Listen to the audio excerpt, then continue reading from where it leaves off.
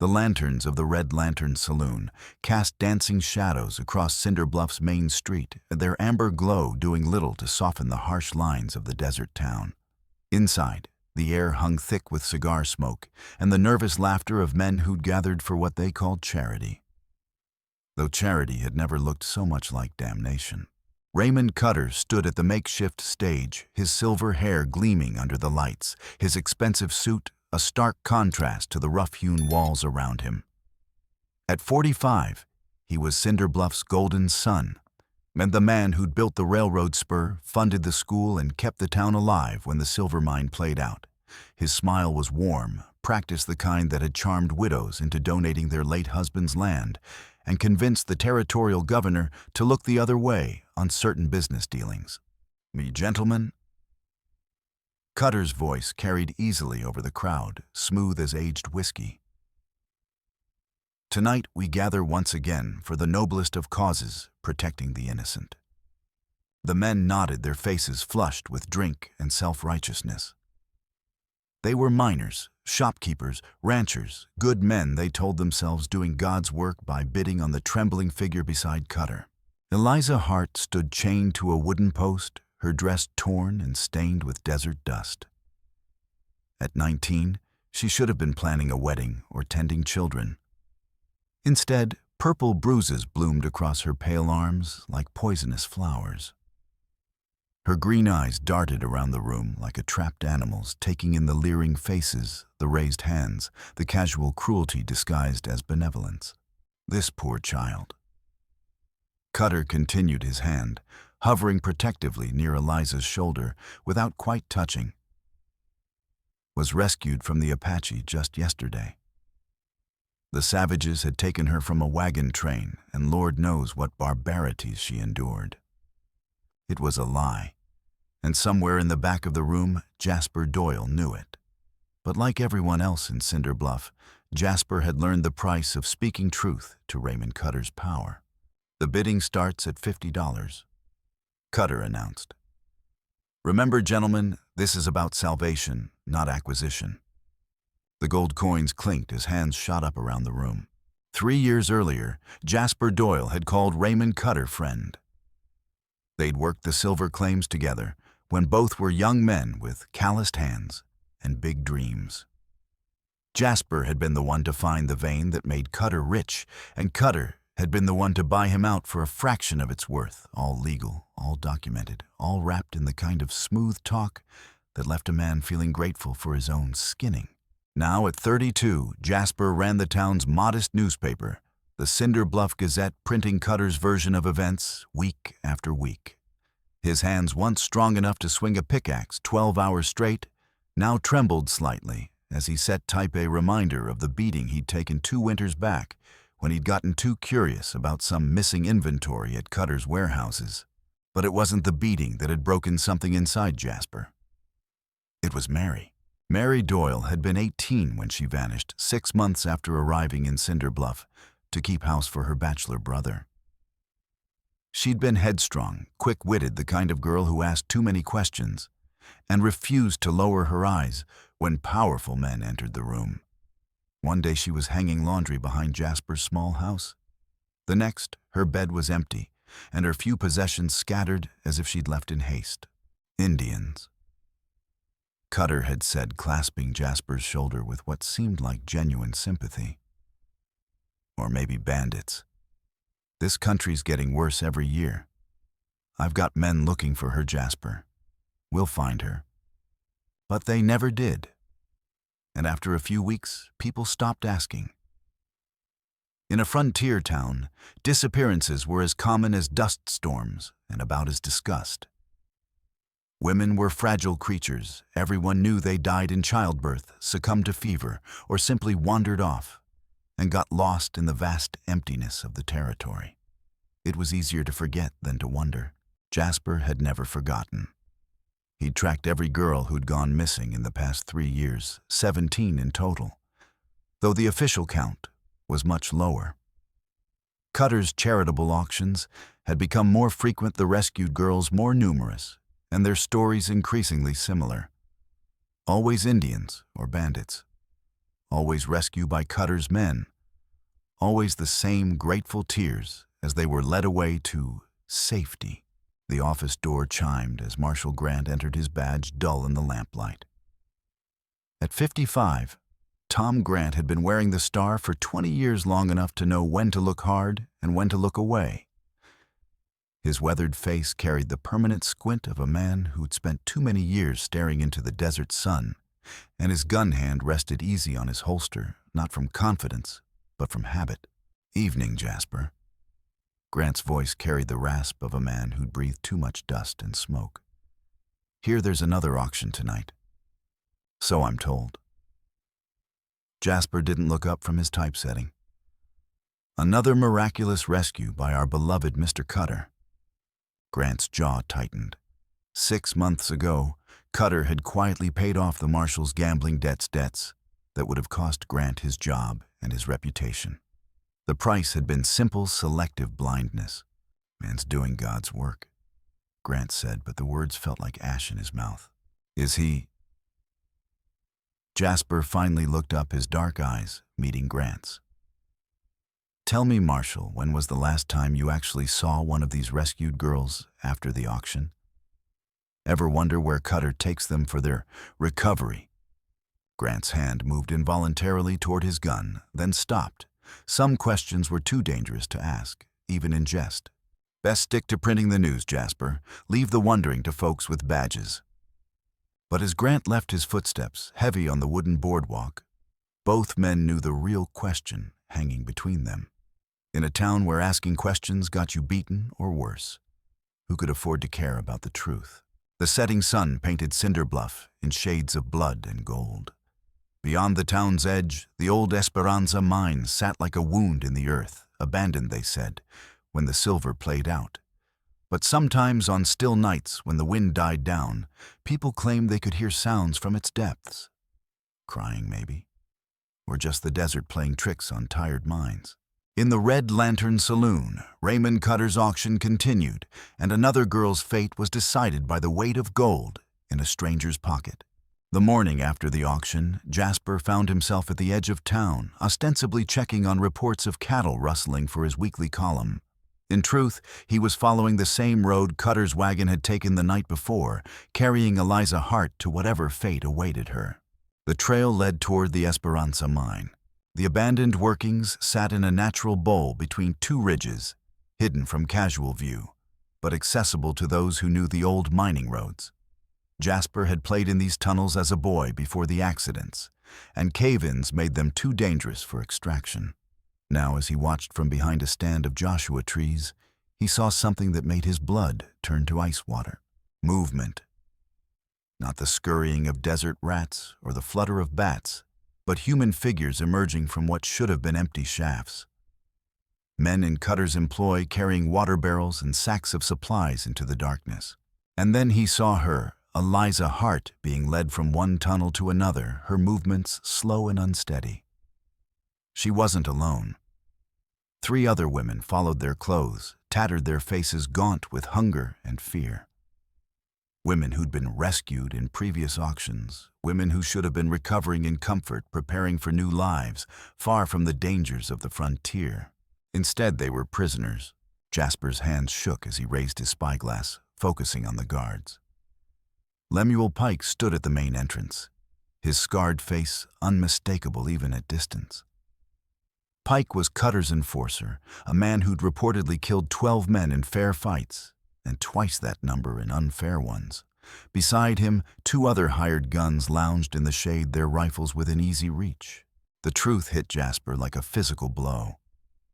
The auctions weren't rescues, they were sales. The girls weren't being saved, they were being collected.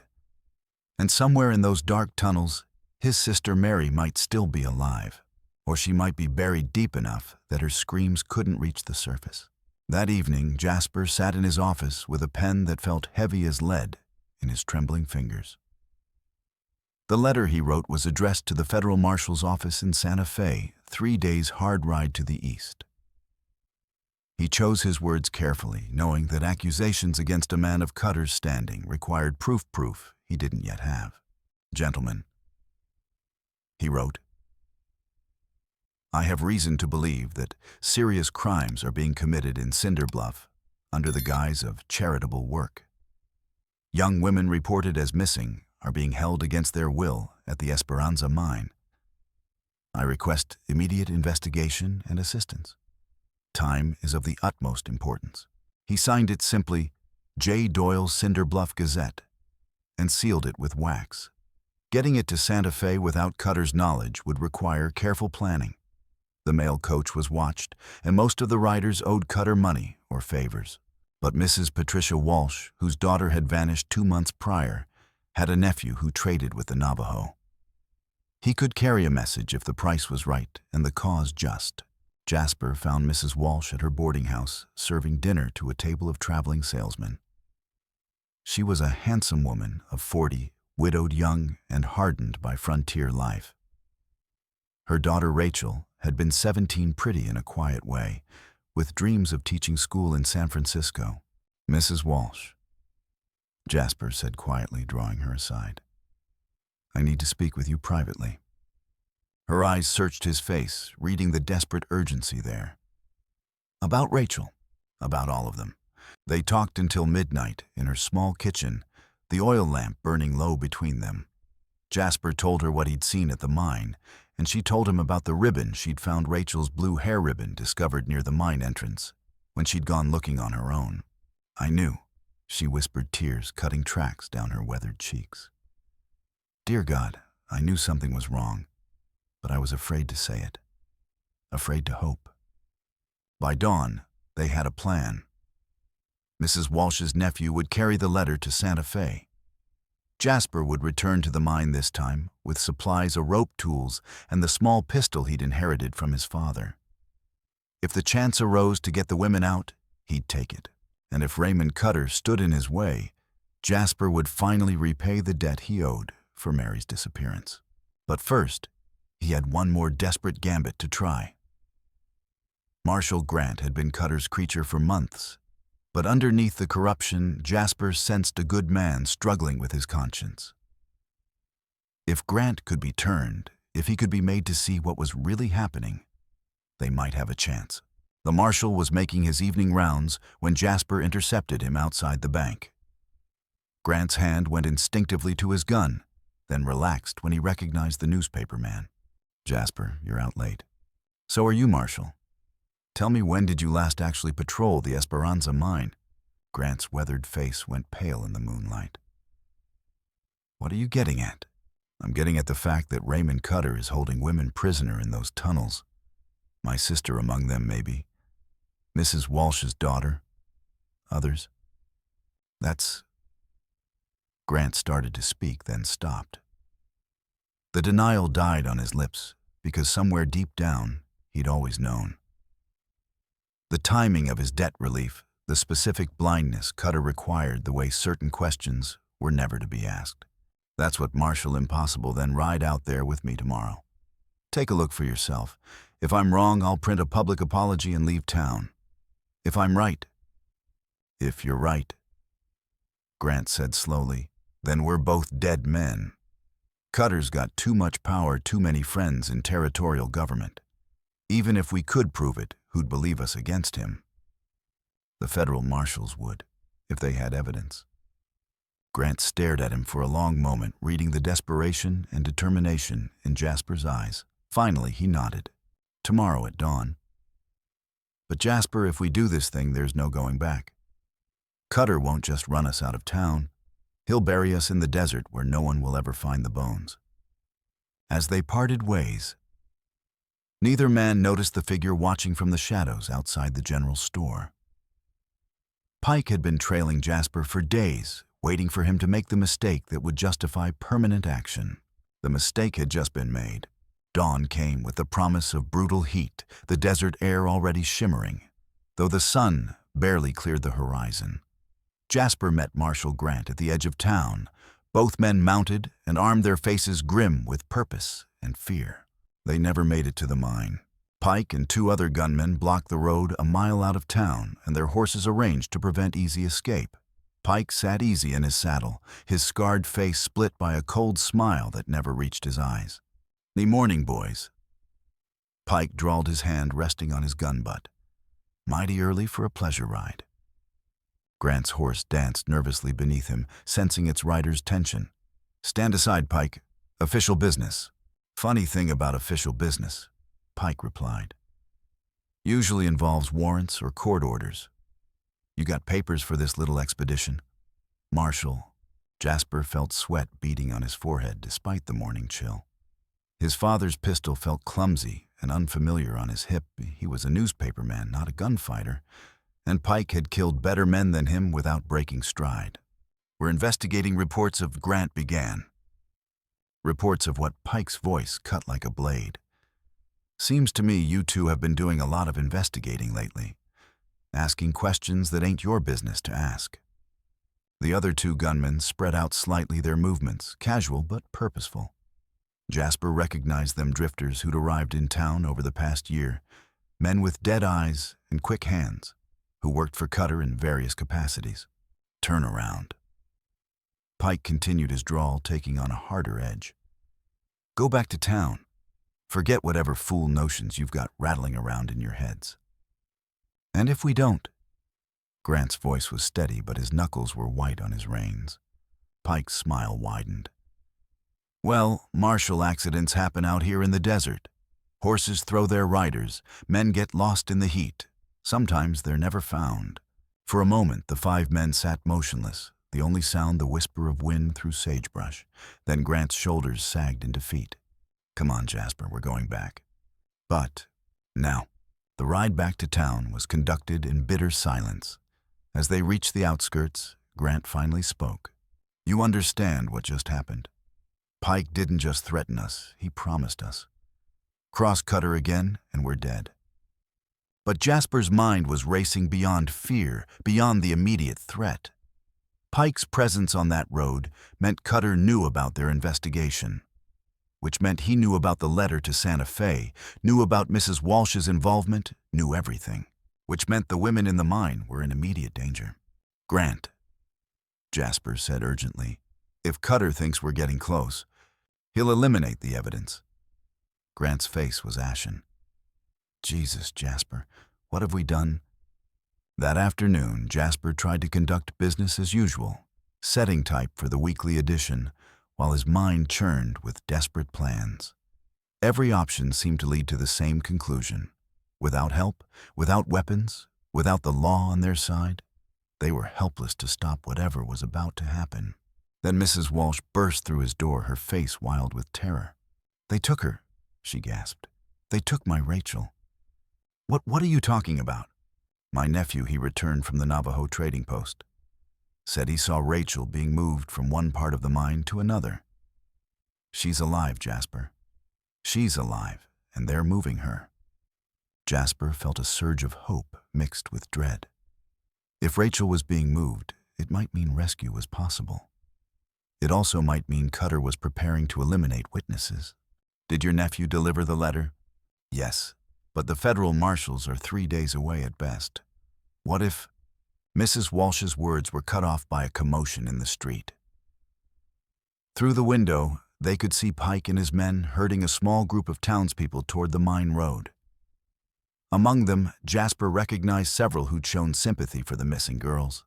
The blacksmith whose own daughter had vanished, the preacher who'd asked too many questions about Cutter's charitable work, Mrs. Patterson who ran the orphanage. What's happening? Mrs. Walsh whispered. Jasper didn't answer, but he understood. Cutter was consolidating his control, removing potential witnesses and troublemakers. And somewhere in that crowd of frightened faces, Jasper realized were the people who might have helped them expose the truth.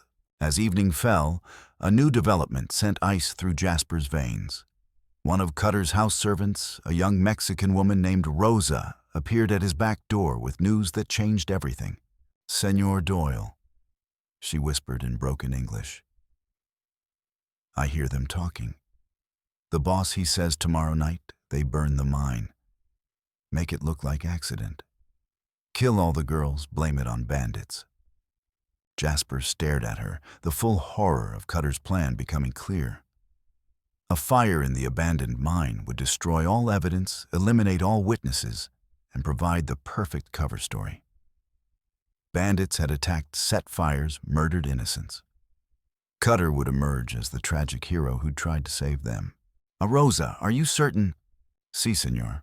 I clean his office. I hear him tell Pike tomorrow night, no more problems." After she left, Jasper sat alone in his office, staring at the blank page in his typewriter. 24 hours.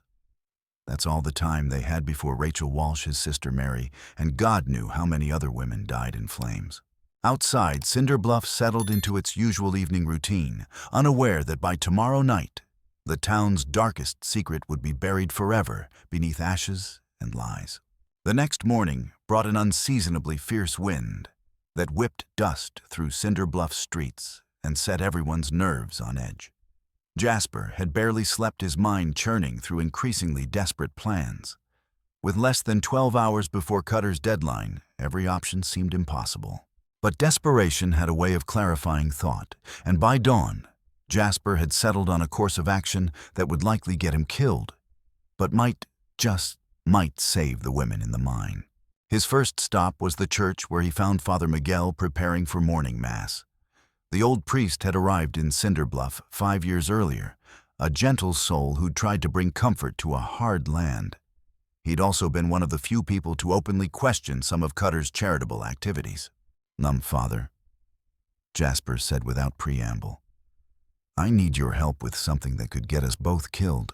Father Miguel set down his prayer book and studied the younger man's face. What he saw there, desperation mixed with righteous fury, was familiar from his years ministering to the desperate and oppressed. "Tell me." Jasper told him everything: the prisoners, Cutter's plan to eliminate the evidence with fire. As he spoke, the priest's weathered face grew pale, then hard with anger. "Are these women?" Father Miguel said quietly, "They are in the old mining tunnels." "Yes, I've seen them." "Then we must act quickly.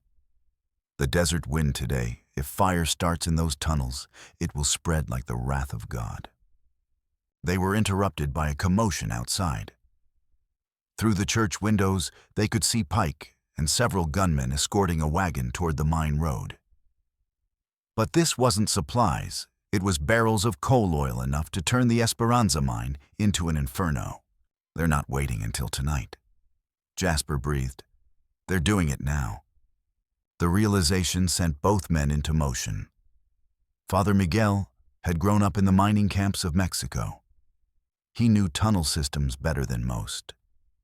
If there was another way into the Esperanza, some forgotten shaft or drainage tunnel, he might know it. "There," he said, pointing to his hand-drawn map of the area. Shaft number 3. It was sealed after the cave-in of 78, but the seal was never properly reinforced. A man might get through with the right tools. While they planned, neither noticed the small figure crouched outside the church window. Rosa, the servant girl, had been following Jasper all morning, and what she'd overheard made her heart race with fear and hope. Her own sister had vanished 6 months ago, supposedly taken by Apaches. Now she knew better. By midday, 3 separate groups were converging on the Esperanza mine. Pike and his men approached from the main road, their wagon loaded with coal oil and kindling. Father Miguel and Jasper circled around from the north, carrying tools and weapons toward the abandoned shaft. And from the east, moving with the desperate stealth of a mother protecting her young, came Mrs. Walsh with her nephew and 2 Navajo trackers who owed the young man favors. None of them knew about the others. None of them were prepared for what they would find. The first to reach the mine was Pike's group. As they unloaded their supplies, the sounds of their activity drifted down into the tunnels below, where the imprisoned women heard and understood. Death was coming, and it wore the face of fire. In her makeshift cell, little more than a widened section of tunnel secured with chain and padlock, Eliza Hart pressed her ear to the stone wall. She'd learned to read the sounds of the mine footsteps, meant guards were changing voices, meant supplies were being delivered, and the scrape of metal meant new prisoners were arriving. But today's sounds were different. Urgent. Final. "They're going to kill us," she whispered to the woman chained beside her, Sarah Chen, a half-Chinese girl who'd been rescued from bandits 3 months earlier. "Today." Sarah nodded grimly. At 22, she was the oldest of the current prisoners and had become their unofficial leader. Then we fight. We die fighting or we die burning, but we don't die quiet. In the cell across the narrow passage, two other women huddled together. Maria Santos, barely 16, taken during one of Cutter's fake Indian raids, and Kate Morrison, a preacher's daughter who'd supposedly run off with a traveling salesman. All of them bore the marks of months in captivity, malnutrition, untreated injuries, and the hollow-eyed look of people who'd given up hope so many times it had become a luxury they couldn't afford. But Sarah Chen had something the others lacked knowledge. Before her capture, she'd lived in San Francisco's Chinatown, where survival meant understanding the criminal networks that preyed on the vulnerable. She'd recognized Cutter's operation for what it was from the beginning, human trafficking disguised as charity. "Listen to me," she said urgently.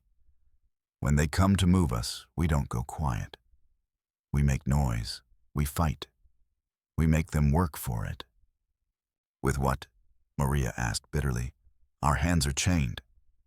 Sarah smiled grimly and produced a thin piece of metal she'd been concealing for weeks, a stay from her corset sharpened against the stone walls until it was nearly as keen as a knife.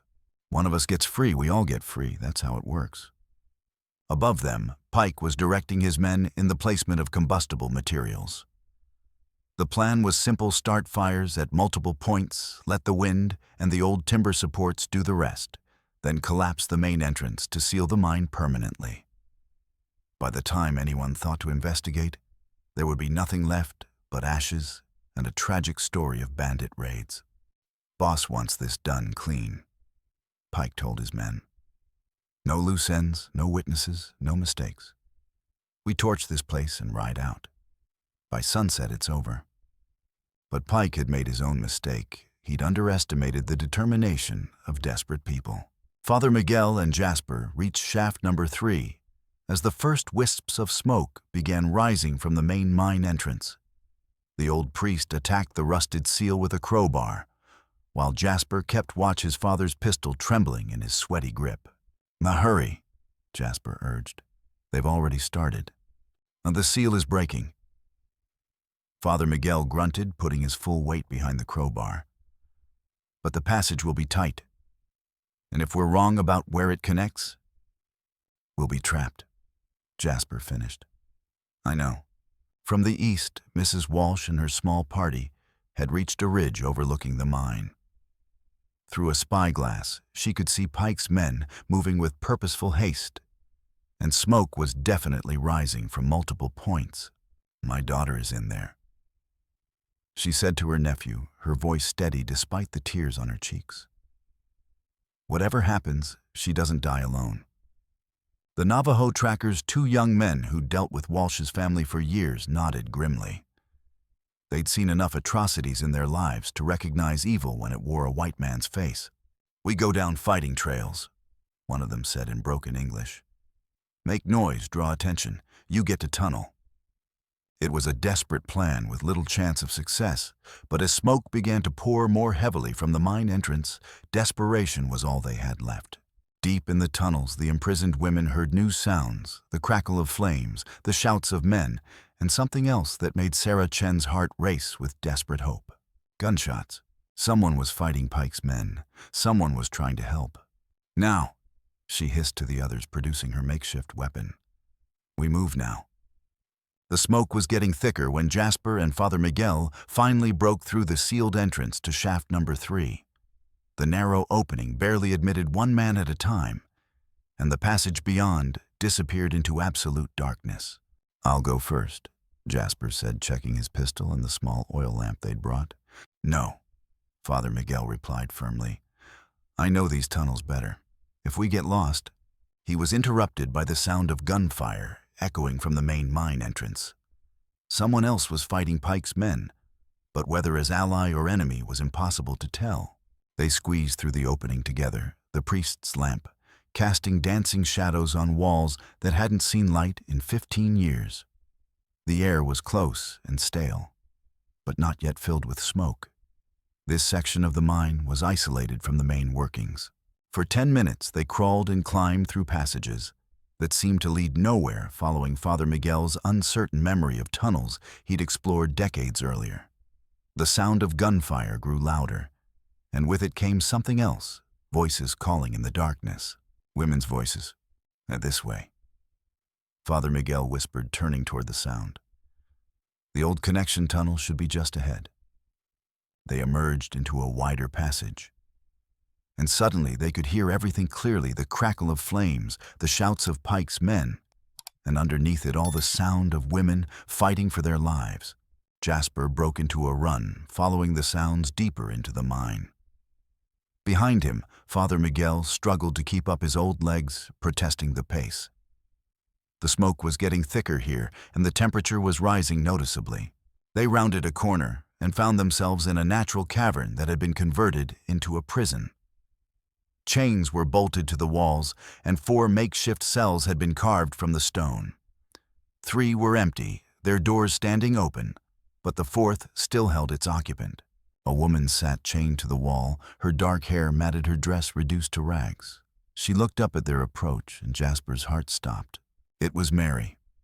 His sister Mary, alive but barely recognizable after months of captivity. Jasper. Her voice was a broken whisper. Are you real?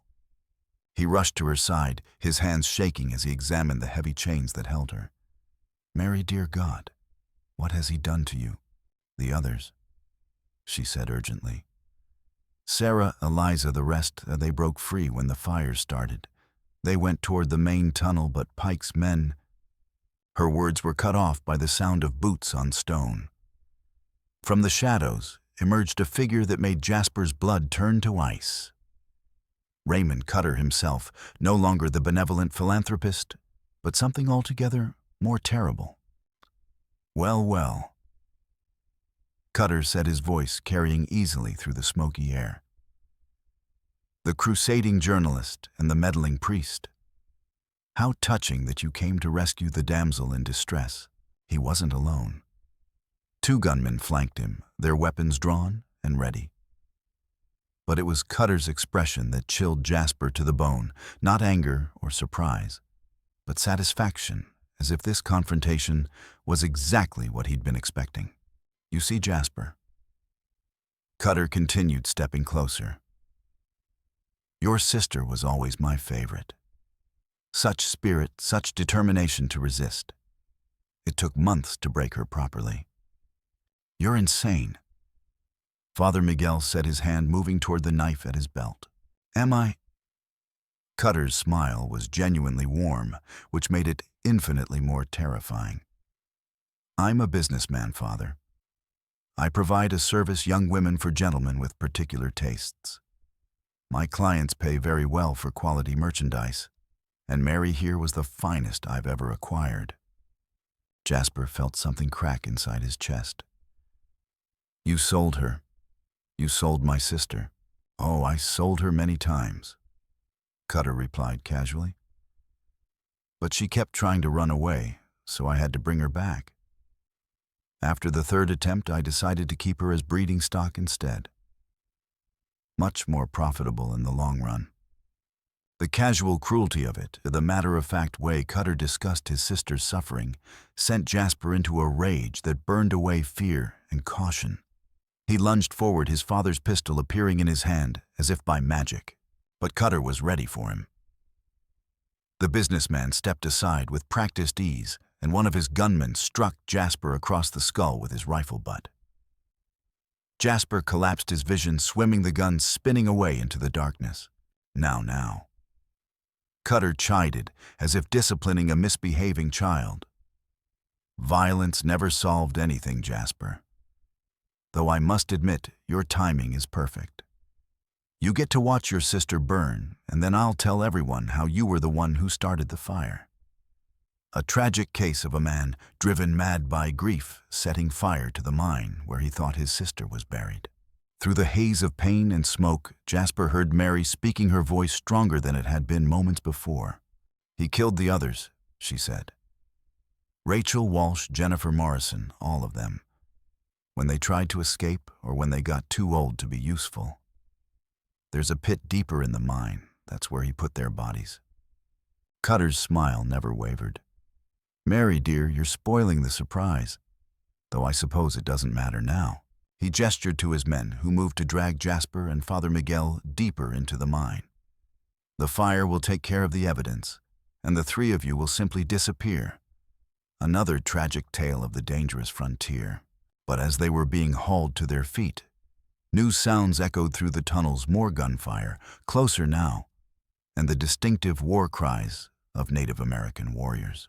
Mrs. Walsh and her Navajo allies had reached the mine. The Navajo trackers moved through the mine tunnels like ghosts, their knowledge of underground spaces serving them well in the smoky darkness. Behind them, Mrs. Walsh clutched an old Spencer rifle, her face set in lines of grim determination. They'd entered through the main shaft, while Pike's men were distracted by the spreading fires slipping past the guards through passages that most white men would never think to explore. But now, as they moved deeper into the mine, the smoke was getting thicker and the heat more intense. Not this way, one of the trackers whispered, pointing toward a passage that seemed to lead away from the worst of the flames. Voices come from there. Mrs. Walsh nodded, though her heart was hammering against her ribs. Somewhere in this maze of stone and smoke, her daughter was either alive or dead. Either way, she was going to find her. They encountered the first of Pike's men at a junction of 3 tunnels.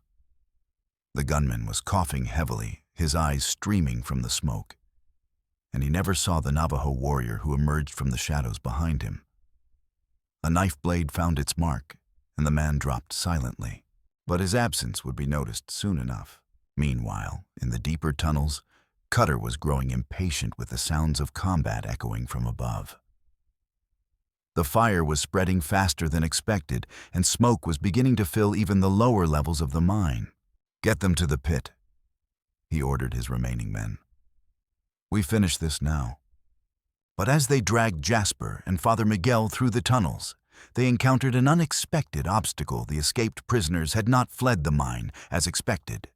Instead, they'd armed themselves with mining tools and were systematically ambushing Cutter's men throughout the tunnel system. Sarah Chen appeared first, emerging from an alcove with a pickaxe in her hands and fury blazing in her dark eyes. Behind her came Eliza Hart and Maria Santos, both armed with broken chains and makeshift weapons. "Let them go." Sarah commanded, her voice carrying the authority of someone who'd already decided she had nothing left to lose. One of Cutter's gunmen raised his rifle, but Eliza was faster. The chain in her hands whipped through the smoky air, wrapping around the barrel and jerking it aside just as the weapon discharged. The bullet sparked off stone, and then Sarah's pickaxe found its mark. In the chaos that followed, Father Miguel broke free and dove for Jasper's fallen pistol. The old priest might have been a man of God, but he'd grown up in revolution-torn Mexico, and his hands were steady as he put 2 bullets into the second gunman. Cutter backed against the tunnel wall, his civilized mask finally slipping completely. "You fools, you'll all burn to death in here. The whole mine is going up." He was right. The smoke was getting thicker by the minute, and the temperature was rising to unbearable levels. Even worse, they could hear the ominous crack and groan of old timber supports beginning to fail under the heat. "The pit," Mary said urgently, struggling against her chains. "He mentioned a pit where he put the bodies. We have to—" Her words were cut off by a thunderous crash from somewhere above them. Part of the tunnel system had collapsed, cutting off their retreat route. Jasper worked frantically at Mary's chains with tools taken from the dead guards, but the iron was thick and the locks were strong. "We need the keys," he said desperately. "Cutter has them," Sarah replied, advancing on the cowering businessman with her bloodied pickaxe. "Don't you, you bastard." But Cutter was beyond reason now, his carefully constructed world of power and control crumbling around him like the burning mine itself. "You think this changes anything?" he snarled. "I own this town. I own the marshal, the mayor, half the territorial government. Even if you get out of here alive, who's going to believe the word of a few hysterical women against mine? That's when Marshal Grant appeared from the smoke-filled darkness, his badge gleaming dully in the firelight. His face was streaked with soot, and his clothes were singed, but his gun was steady in his hand. "I will," Grant said quietly. "I'll believe them, Raymond. Because I've seen what you've done." Cutter stared at the man he'd bought and paid for his face twisting with disbelief. "Tom, you can't be serious. After everything I've done for you, everything you've done to me," Grant corrected. "The debts, the blackmail, the blind eyes I've had to turn. I'm done being your pet lawman." Behind Grant came Mrs. Walsh and the surviving Navajo tracker, their faces grim with what they'd witnessed in the upper tunnels. Mrs. Walsh carried a small bundle in her arms, torn clothing that Jasper recognized as belonging to one of the missing girls. "We found the pit," she said, her voice hollow with grief and rage. "Dear God in heaven, we found them all." The revelation hit the group like a physical blow. Not just the women who'd been recently captured, but all of them years' worth of victims thrown into a natural sinkhole deeper in the mine and left to rot. Cutter's empire of horror was finally exposed in all its monstrous scope, but there was no time for full comprehension. The mine was collapsing around them, sections of tunnel caving in as the fire weakened the old supports. They had minutes, maybe less, before the entire structure came down. "The keys," Jasper demanded, grabbing Cutter by his expensive jacket. "Give me the keys to these chains or we all die here." For a moment, Cutter seemed to consider letting them all burn rather than face justice. Then Grant's pistol appeared at his temple, and survival instinct overcame spite.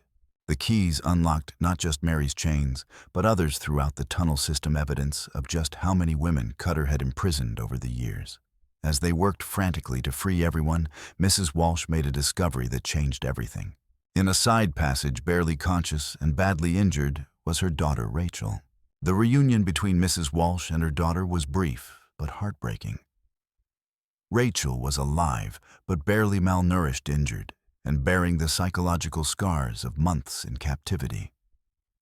She could walk with assistance, but slowly, and every minute they spent in the burning mine decreased their chances of survival. This way," the Navajo tracker said, pointing toward a passage that led away from the worst of the flames. "Old air shaft, might reach surface." But as they began to move, Pike appeared from the smoke like a demon from hell itself. The scarred gunman had been caught in part of the tunnel collapse, his left arm hanging useless at his side, but his right hand still held his Colt revolver with deadly steadiness. "Nobody leaves," he snarled, blood streaming from a gash on his forehead. "Mr. Cutter pays my wages, and I earn every dollar." The group froze. Pike stood between them and the escape route, and in the narrow tunnel, there was no way around him.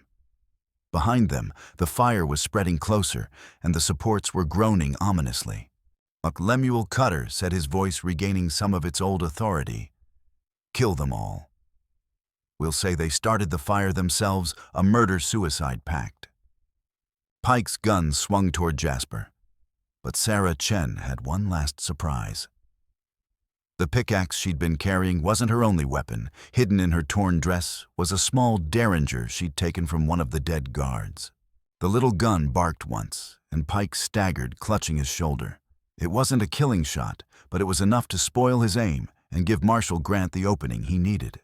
Grant's larger pistol boomed in the confines of the tunnel, and Pike went down hard, his own weapon spinning away into the darkness. But as he fell, his finger tightened on the trigger one last time. The bullet fired wild in Pike's death throw struck the tunnel ceiling directly above them. Already weakened by fire and heat, the old timbers gave way with a thunderous crash. Rock and burning debris rained down.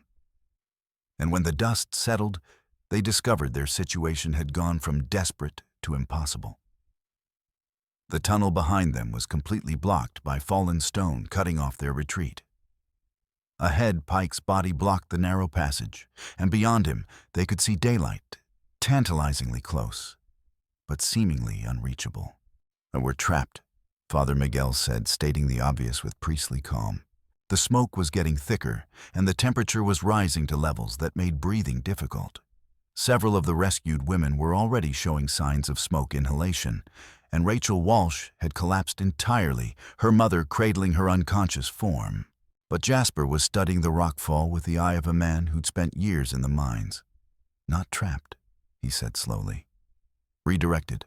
He pointed to a gap in the fallen stone, barely wide enough for a single person to squeeze through. "If we can move some of these smaller rocks, we might be able to widen it enough." "Might isn't good enough," Marshal Grant interrupted. "Look around you. Half these women can barely walk, and the smoke is getting thicker every minute."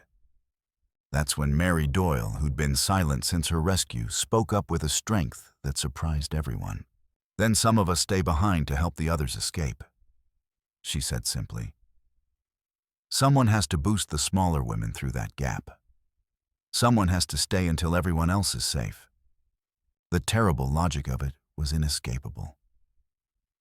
In a tunnel filling with smoke and flame with an escape route that could accommodate only one person at a time, someone would have to be last.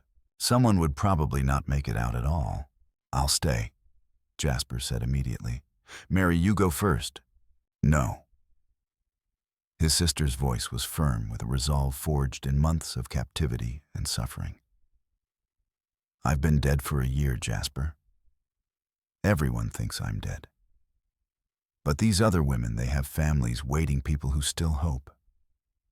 They go first." Before anyone could argue, Sarah Chen had already begun clearing rocks from the gap, her movements quick and efficient despite her injuries. "We all go or none of us go," she said. "That's how it works." But even as they worked together, everyone understood the mathematics of survival. The tunnel was filling with smoke, the fire was spreading, and they had perhaps 10 minutes before the remaining supports gave way entirely. It was then that Raymond Cutter made his final play. While the others worked desperately at the rockfall, Cutter had been edging toward Pike's fallen pistol. His movement was gradual, careful, hidden by smoke and shadow, until his fingers closed around the weapon's grip. "Step away from the rocks," he commanded, the gun trained on the group. They froze, staring at him in disbelief. "You're insane," Grant said. "We're all going to die if we don't get out of here." "Perhaps," Cutter replied, his old smooth manner returning even as sweat poured down his soot-stained face. "But I'd rather die as Raymond Cutter, respected businessman, than live as a convicted criminal. If I can't have my empire, then no one leaves here to testify against me." He was resolute. In his distorted mindset, causing harm and avoiding consequences outweighed facing public humiliation and punishment. But Cutter had made one critical error. He'd forgotten about the Navajo tracker who'd been working silently in the shadows to widen the escape gap. The young warrior moved like his ancestors, ghosting through smoke and darkness to appear behind Cutter, just as the businessman's finger tightened on the trigger. The knife blade slid between Cutter's ribs with surgical precision, finding his heart with the skill of a people who'd been fighting for survival for generations. Cutter's eyes went wide with surprise, then empty, and he toppled forward into the burning debris. "Now we go," the tracker said simply, as if he'd just completed a routine task. The escape through the widened gap was a nightmare of smoke, heat, and desperate courage. One by one, the women were pushed, pulled, and carried through the narrow opening. Sarah Chen went first, her smaller size making the passage easier, then reached back to help pull the others through. Rachel Walsh, barely conscious, had to be pushed through like a sack of grain. Maria Santos followed then, and the other survivors, each passage made more difficult by increasing smoke and rising temperature. Mary Doyle insisted on being one of the last, using her intimate knowledge of the tunnel system to guide the final evacuees. Marshal Grant went next, his larger frame making the passage difficult, but determination and desperation saw him through. That left Jasper, Father Miguel, Mrs. Walsh, and the Navajo tracker. The tunnel behind them was now fully engulfed in flames, and the heat was becoming unbearable. "No," Jasper told the others, "I'll be right behind you." But as Mrs. Walsh squeezed through the gap, part of the ceiling chose that moment to give way.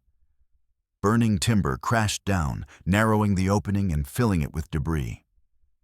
The tracker tried to clear it, but the stones were too hot to touch and too heavy to move quickly. They were trapped again with no way forward, and flames rushing toward them from behind. Outside the mine, the escaped women had collapsed in the blessed coolness of desert air, coughing smoke from their lungs and marveling at their survival. Sarah Chen, despite her own injuries, had taken charge of the group, using torn fabric to bandage wounds and checking each woman for signs of serious injury. Rachel Walsh was alive, but unconscious, her breathing shallow but steady. The other survivors were in various states of physical and emotional trauma, but they were alive and free for the first time in months. But their celebration was short-lived. From the mine came the sound of another collapse, and no more figures emerged from the gap they'd escaped through. "Someone's still in there," Sarah said, studying the mine entrance. Smoke was pouring from multiple shafts now, and the entire structure was clearly unstable. Mrs. Walsh, her face streaked with tears, and soot stared at the burning mountain. "My nephew is still in there. And the priest. And Jasper?" Her words were interrupted by shouts from another part of the mine. A section of hillside that had looked solid suddenly gave way, revealing another tunnel opening. From this new gap, smoke billowed out, but so did voices calling for help. The Navajo tracker appeared first, supporting Father Miguel, whose robes were singed and whose face was blackened with soot, but who was very much alive. Behind them came Mrs. Walsh's nephew, and finally, to everyone's amazement, Jasper Doyle, carrying his sister Mary in his arms.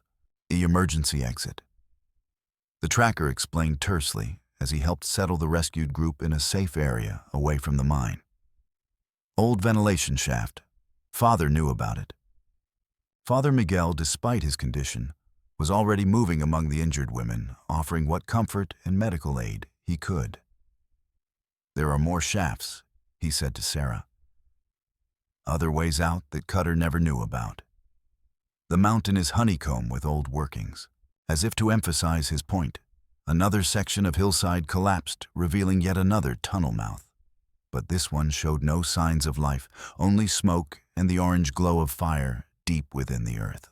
Over the next hour, as the sun climbed higher in the desert sky, the full scope of the disaster became clear. The Esperanza mine was completely lost, its tunnel system collapsed or consumed by fire. But everyone who'd been alive when the rescue began had made it out. Everyone except Raymond Cutter and his men.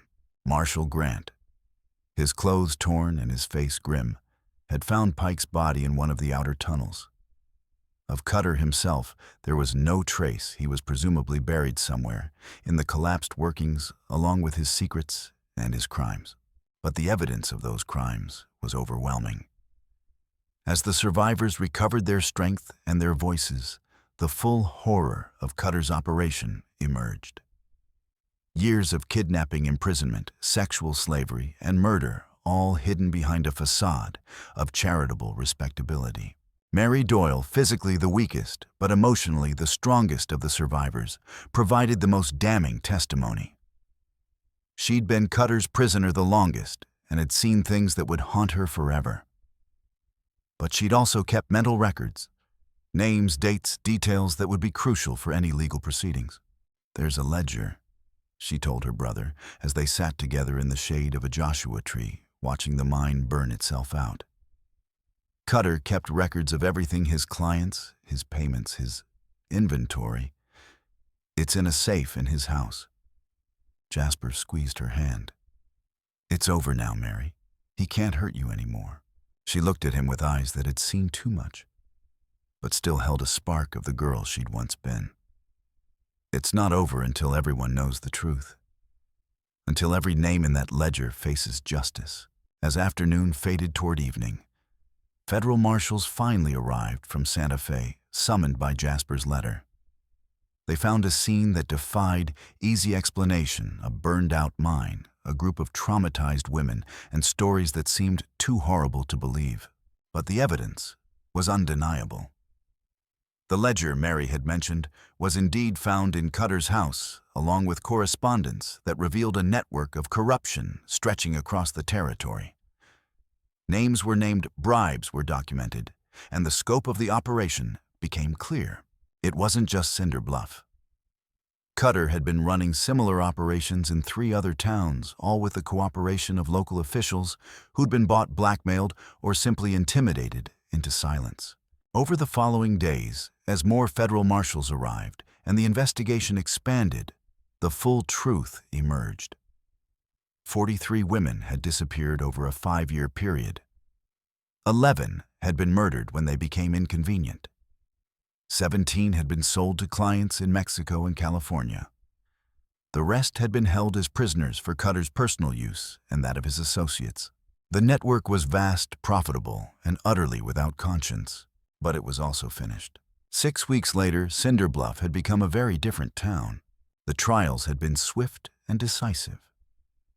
With Cutter dead and his ledger providing irrefutable evidence, most of his associates had chosen to cooperate rather than face the gallows. Marshal Grant, despite his cooperation in the rescue, had been stripped of his badge and sentenced to 5 years in territorial prison. A lenient sentence considering his role.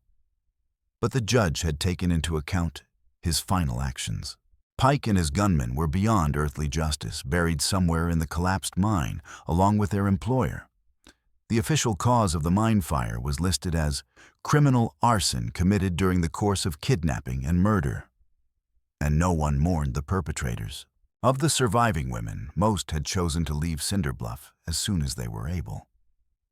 The town held too many dark memories, too many painful associations. Sarah Chen had returned to San Francisco, where she was working with federal authorities to identify and prosecute Cutter's clients. Maria Santos had gone home to her family in New Mexico, and several others had been reunited with relatives who'd given them up for dead, but some had stayed. Rachel Walsh had recovered from her physical injuries, though the emotional scars would take longer to heal. She'd chosen to remain in Cinder Bluff, with her mother helping to run the boarding house and serving as a witness in the ongoing legal proceedings. Her testimony had been crucial in identifying several of Cutter's associates who tried to escape justice. Eliza Hart, the young woman whose auction had triggered the final confrontation, had also remained. She'd found work helping Father Miguel with his expanded mission to assist other survivors of trafficking throughout the territory. Her experience, horrible as it had been, had given her insights that proved invaluable in helping other victims. And Mary Doyle had come home. Jasper's sister was not the same person who disappeared 15 months earlier.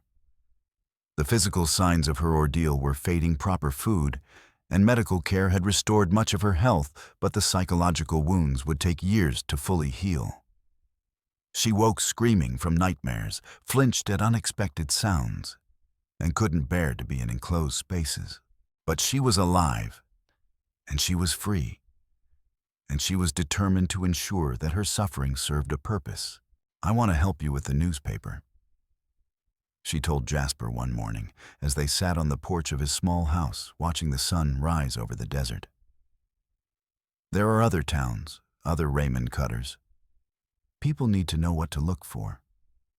Jasper studied his sister's face, seeing the steel beneath the fragility. Mary had been broken by her experience, but she'd also been forged into something stronger than she'd been before. "Are you sure writing about these things, investigating them, it means reliving? It means making sure it doesn't happen to other girls," Mary interrupted. "It means turning what happened to me into something useful." She was right, of course. The Cinder Bluff Gazette, under Jasper's editorship, had become a respected voice for reform throughout the territory. His articles about corruption and human trafficking had led to investigations in dozens of towns, and his sister's insider knowledge made their reporting uniquely valuable. But there was one more surprise waiting for them both. Mrs. Walsh appeared at their door that afternoon, carrying a bundle wrapped in brown paper. Her face was serious, but there was something else there too. Hope, maybe, or the beginning of peace. "I found something," she said without preamble. "When we were cleaning out Cutter's house for the government auction, I found a hidden room behind his office. There were things there. Personal items taken from the girls. She unwrapped the bundle, revealing a collection of small objects, jewelry, hair ribbons, photographs, letters. Mementos that Cutter had kept as trophies of his crimes. "I thought maybe some of these belonged to your sister," Mrs. Walsh continued. "Things she might want back." Mary went through the collection, slowly, her hands shaking slightly. She identified items she'd thought lost forever. A silver locket from their mother. A hair ribbon Jasper had given her for her 16th birthday. A photograph of their parents taken just before their deaths. But it was the last item that brought tears to her eyes, a letter written in her own hand, but never sent. "I wrote this the day before Cutter took me," she whispered. "It was supposed to go to a friend in San Francisco, someone who might have given me work as a seamstress. If you'd sent it, you'd never have been here when I needed help exposing him," Jasper said firmly. "Everything happened the way it was supposed to happen, Mary. Horrible as it was, it led to justice." She nodded, wiping away tears. "I know. I just sometimes wonder about the life I might have had." "You still can have it," Mrs. Walsh said gently. "You're young, you're strong, and you have people who love you. The future is still yours to write." As evening fell over Cinder Bluff, the 3 survivors sat on Jasper's porch, sharing coffee and conversation. The desert stretched endlessly before them, no longer a place of hidden horrors, but simply the landscape of their lives. In the distance, the ruins of the Esperanza mine were barely visible against the darkening sky. Nature was already beginning to reclaim the site, desert plants growing through the collapsed timbers, sand drifting over the scattered debris. In a few years, it would be hard to tell that anything had ever happened there. But the people who'd survived would remember, and their children would know the story. And perhaps in the telling and retelling, some future evil would be prevented by the knowledge of what had happened when good people finally found the courage to act. Mary pulled her shawl tighter against the desert chill and smiled, the first truly peaceful smile her brother had seen from her since her rescue. "I think I'm ready to start living again," she said quietly. And in the gathering darkness of the frontier evening, with the stars beginning to emerge in the vast sky above, that seemed like the most hopeful thing anyone could ask for. The nightmare was over. The healing could begin, and in Cinder Bluff, no one would ever again mistake charity for evil or silence for wisdom. The truth had set them free.